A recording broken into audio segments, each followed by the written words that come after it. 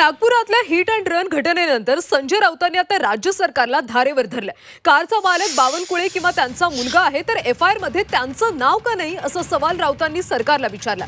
बावनकुळेंचा मुलगा कार चालवत होता। अपघातानंतर कार चालकाची अदलाबदली झाली। कारची नंबर प्लेट आणि सीसीटीव्ही काढण्यात आल्याचा आरोप सुद्धा संजय राऊतांनी केला।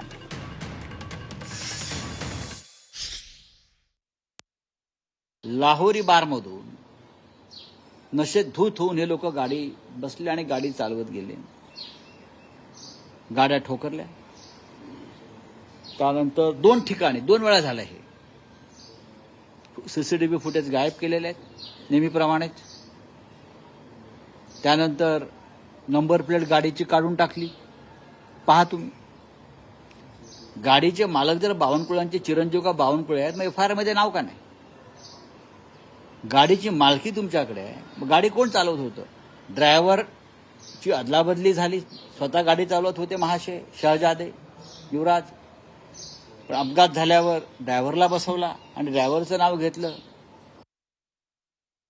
गरिबांना सामान्यांना एक नाही आणि तुमच्या पक्षातल्या मोठ्या लोकांच्या मुलांना बाळांना त्यांना वेगळा नाही। आमच्यावर तुम्ही गुन्हे दाखल करणार, आम्हाला अटका करणार आणि तुम्ही मोकाट सुटणार लोकांना चिरडून। हा कोणता न्याय आहे? हे कोणतं संविधान आहे? फडणवीस यांच्यासारखी व्यक्ती या राज्याच्या गृहमंत्रीपदाला लायक नाही।